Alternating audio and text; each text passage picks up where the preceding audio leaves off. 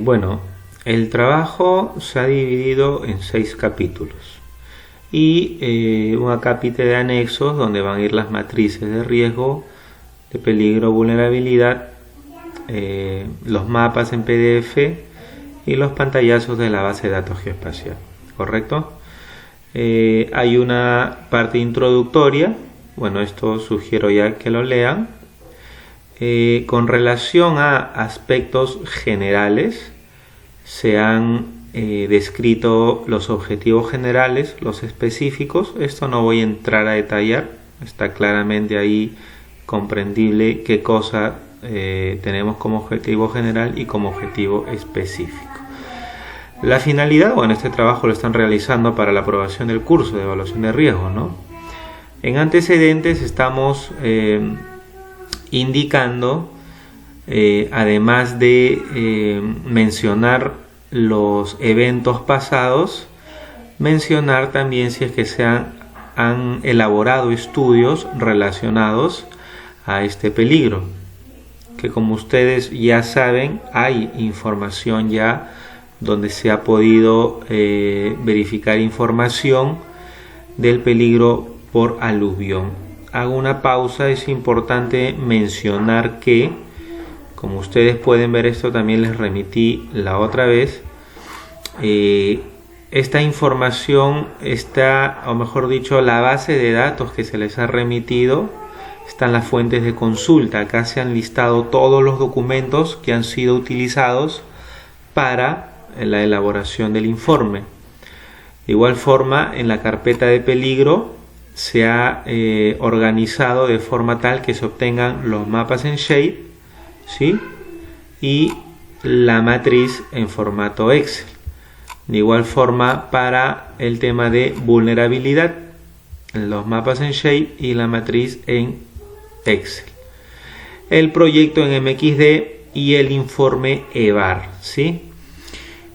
Bueno, se ha recabado información y es muy importante que ya vayan conociendo que, según la bibliografía, el sismo no es el único detonante para que se dé el peligro por aluvión.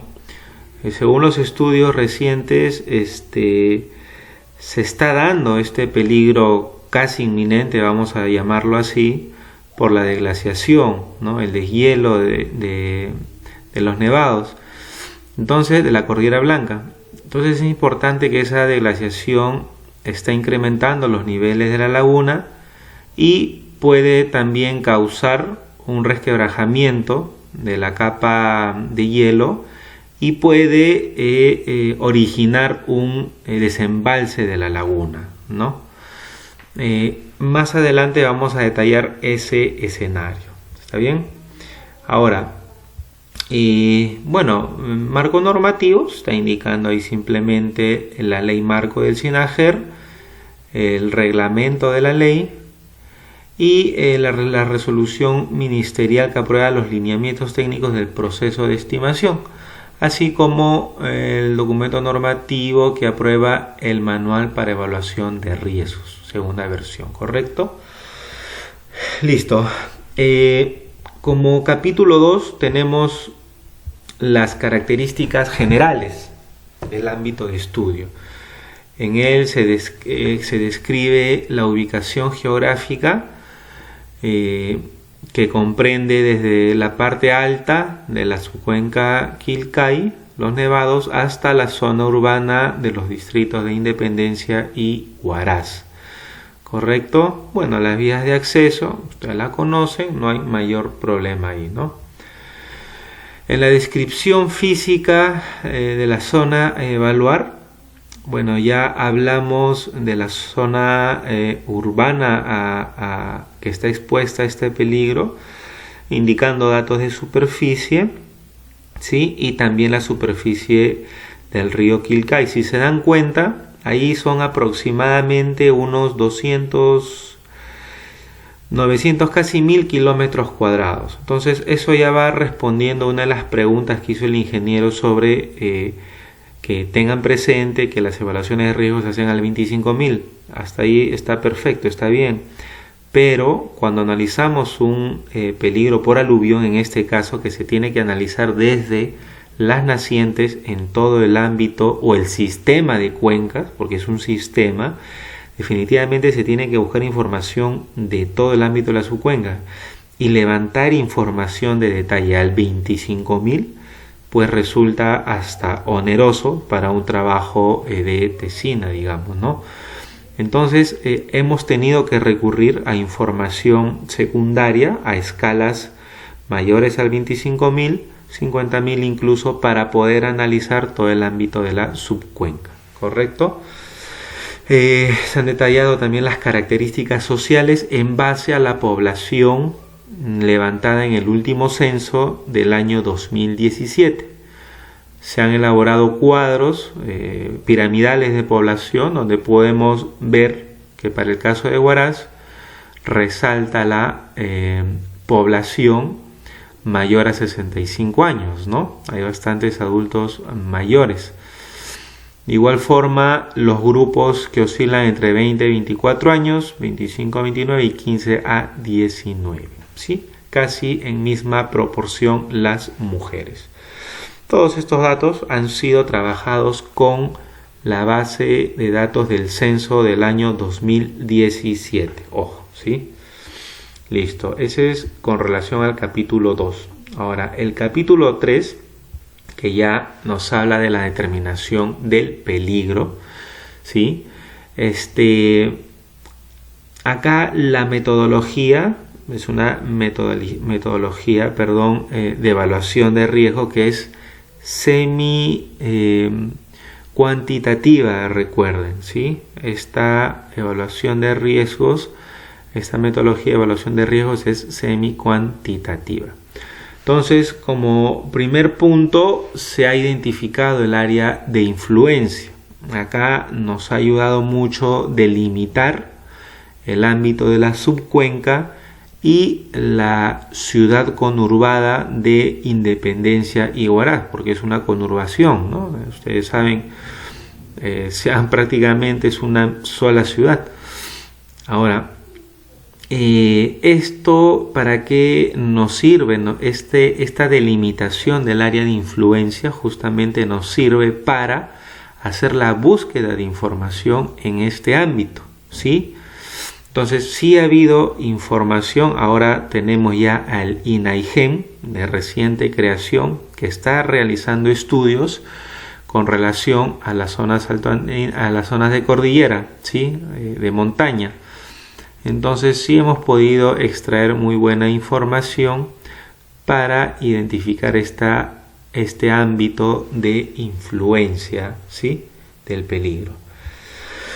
La caracterización del peligro, bueno, hemos descrito los factores físicos desencadenantes y condicionantes del peligro en el ámbito de la subcuenca de Quilcay, ¿sí? Hablamos de una descripción física, fisiográfica y geomorfológica y geológica, ¿no? De todo el ámbito de la subcuenca, donde acá también concluimos e indicamos que el retroceso glaciar incrementa el volumen de represamiento de las lagunas que están ubicadas en la parte alta, ¿sí? Nuevamente es importante mencionar esto, que en este caso no estamos considerando al sismo como un detonante, porque hasta incluso el mismo retroceso glaciar producto del calentamiento y cambio climático está generando estos escurrimientos de agua y por lo tanto incrementando los volúmenes de represamiento de las lagunas ubicadas en la parte alta, ¿sí? Ahora, con relación a la susceptibilidad del territorio, se han identificado como factores condicionantes la geología, que está descrita de acuerdo a la información obtenida de INGEMET, de los cuadrángulos de las cartas geológicas. Ha habido una descripción en base a esos cuadrantes y a los informes de INGEMET sobre los peligros geológicos en esta zona, ¿sí? Entonces, tenemos factores condicionantes, la geología, geomorfología, cobertura vegetal y pendiente, y el factor desencadenante acá se ha tomado de un estudio, un escenario, ¿sí? El desprendimiento de una masa glaciar que ha originado volúmenes que superan la capacidad disponible de las lagunas. Entonces hay 3 lagunas que hay que prestarle atención, que es la Palcacocha, Tulparaju y Cuchillacocha, donde se han estimado volúmenes en base a métodos probabilísticos, numéricos, y han obtenido ciertos volúmenes donde nos indican que de darse ese volumen de desprendimiento puede generarse una ola que produzca el aluvión, ¿no? Entonces, como parámetros de evaluación se han indicado la intensidad, magnitud y recurrencia, ¿sí? Para el caso de intensidad y magnitud, ¿sí?, teniendo la definición ahí en el documento, no se ha considerado por la falta de información. Sin embargo, para el parámetro de evaluación recurrencia, ¿sí?, tenemos una data bibliográfica de los registros históricos y podemos determinar un periodo de recurrencia del evento, ¿sí? Para eso ha ayudado los registros históricos de estos eventos. Ahí tenemos los principales eventos geológicos, ¿sí?, que han afectado a la ciudad de Huaraz. Está el aluvión de 1869, ¿sí? Sí, también, claro, están acá los originados por sismos, también es muy importante mencionarlo. El 41, que es estudiado, ha sido estudiado mucho últimamente, y todos los peligros geológicos que se suceden en todo ese sector, ¿sí? Les había mencionado que para la definición de escenarios se ha tomado el estudio, un estudio, está en la bibliografía de la Universidad de Texas, donde han simulado volúmenes de desprendimiento y que si superan la disponibilidad de la capacidad de la laguna, se genera una ola, el run-up, como le dicen, el run-up, que de darse, han trabajado 3 escenarios, se estaría dando el aluvión. Entonces nosotros hemos considerado el peor escenario, ¿sí?, donde nos dicen que hablan acá en términos de factores, nos dicen si el R supera el F, el R es el run-up y el F es la disponibilidad o capacidad de la laguna, el run-up es la altura de la ola, la supera, se estaría generando este volumen de aluvión, ¿no? Entonces ahí tenemos un R de 42, entonces supera en este caso la capacidad de la laguna, en este caso de Palcacocha, ¿sí? Ahora, es muy importante, esto ha ayudado mucho para elaborar la matriz de peligros de SATI, ¿sí? Entonces, eso nos ha ayudado a determinar los niveles de peligro, ¿sí? En base a la matriz se han obtenido,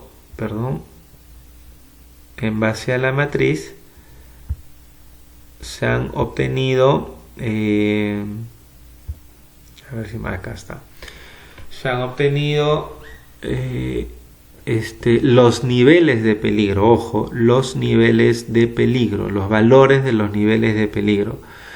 Pero recuerden que para obtener el mapa de peligros propiamente por aluvión, se ha tenido que hacer un geoproceso de la información que habíamos mencionado, tales como geología, geomorfología, cobertura y pendiente, ¿sí? Ahora es muy importante también mencionar que tomando ya nosotros como referencia un mapa de peligros existente, que en este caso es el de la Universidad de Texas, nosotros queremos llegar, o debería ser próximo el mapa que estamos elaborando con ese mapa elaborado por un método diferente, ¿no?, al de la evaluación de riesgo.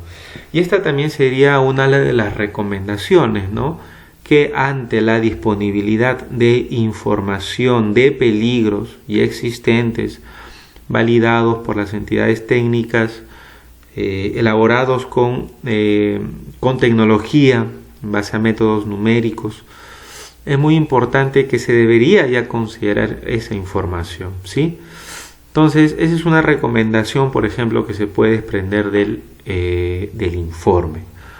Entonces, nosotros estamos haciendo y hemos hecho varios ensayos para llegar a una proximidad del mapa de peligros por aluvión en la ciudad de Huaraz, ¿sí? El modelo no se ajusta al 100%, ¿sí?, porque son metodologías diferenciadas y bueno, es parte también ya de otro trabajo de investigación. Podría y deberían evaluarse ya estos otros métodos, digamos, cuantitativos en base a modelos computacionales que, digamos, reduzcan la incertidumbre de los resultados finales, ¿no? Entonces, el geoproceso de las capas que les mencioné han dado como resultado el mapa de peligros, los cuales, ya teniendo ese ámbito de exposición al peligro, hemos podido cuantificar los elementos expuestos, viviendas, población y manzanas. Nuevamente, esto ha sido obtenido en base de la información del censo del 2017. De igual forma, con el apoyo del SIGRID hemos podido obtener los establecimientos de salud, instituciones educativas, penitenciarías, canales, agencias bancarias que están expuestos en este ámbito de peligro. Para el caso del análisis de vulnerabilidad del área de influencia, de igual forma, se ha trabajado con información disponible del INI. Y acá, según la información, la data disponible del SIGRID, las variables o los parámetros que se han podido identificar están más relacionados o asociados con la dimensión social, económica y ambiental, pero en su factor de fragilidad, correcto, pero en su factor de fragilidad. Entonces hemos tabulado y agrupado el parámetro de grupo etario, tipo de vivienda. Entonces hemos ido seleccionando y obteniendo dos, digamos, parámetros por cada dimensión, ¿no? Social, tenemos ahí el grupo etario, ¿sí?, tipo de vivienda. Para la dimensión económica tenemos acá el material predominante en las paredes y en los pisos, y también tenemos el análisis de la dimensión ambiental, tales como abastecimiento de agua proveniente y servicio higiénico conectado a una red pública, bueno, y todos los descriptores que ustedes ven ahí.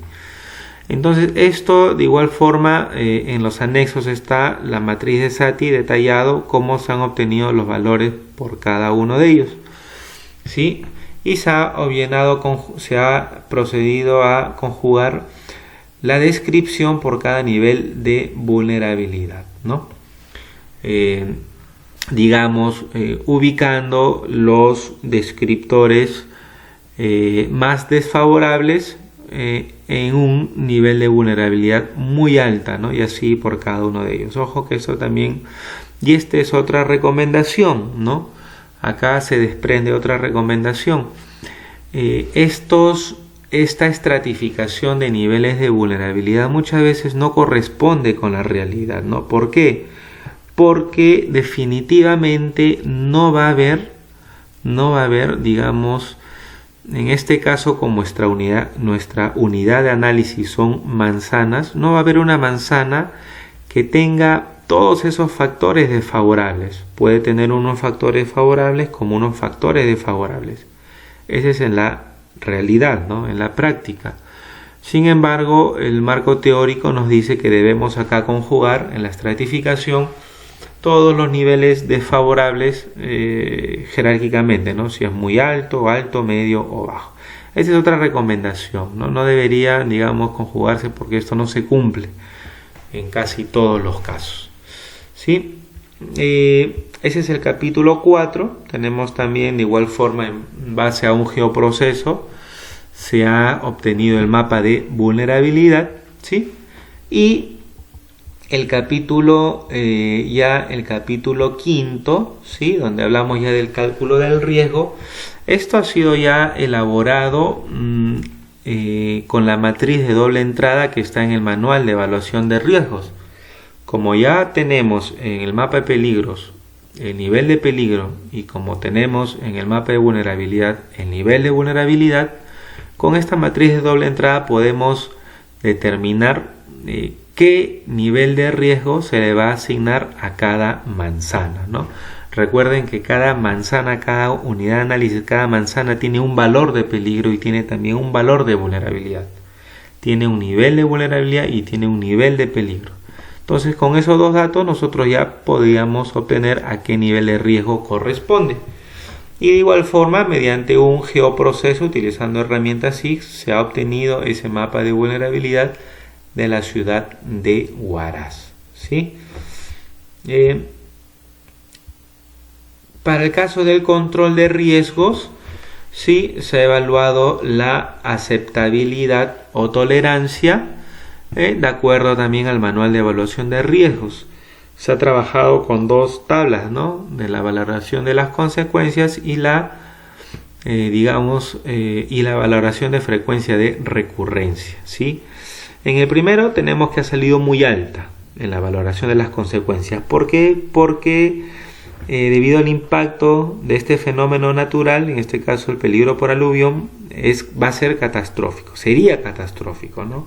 Las consecuencias serían muy catastróficas porque prácticamente la zona de impacto es la zona urbana, el centro, digamos, ¿no? De los distritos de Huaraz e Independencia, ¿no? Ahora, la valoración de frecuencia de recurrencia, si bien es cierto, vimos que en la parte de los registros históricos tenía una recurrencia muy baja, recordemos que debido al cambio climático, ¿sí? El calentamiento global, ese proceso de deglaciación está avanzando aceleradamente. Y como ustedes saben, este peligro de aluvión ha sido muchas veces, en muchas ocasiones, ha sido declarado como peligro inminente. Entonces, resulta también esto que puede ocurrir en la mayoría de las circunstancias, es decir, tiene una valoración de frecuencia de recurrencia muy alta, ¿sí? Entonces, de igual forma, con una matriz de doble entrada, ante un nivel de consecuencia muy alto y una recurrencia muy alta, el nivel de consecuencia y daño sería muy alto, ¿sí? Y finalmente se proponen acá unas medidas estructurales y no estructurales, a implementarse, ¿no? Esta debe tener obviamente una ficha también de propuesta de medida estructural donde de repente haya proxies de costos, tiempos, entre otros aspectos, ¿no? Porque finalmente una evaluación de riesgo debería concluir, digamos, en estas medidas de reducción, en estas propuestas de medidas de reducción. Sí es cierto, a un nivel todavía de idea o de proyecto, pero sin embargo deberían considerarse. Y acá se han indicado por cada una de ellas, ¿no? Bueno, espero que les ayude y creo que con eso terminamos.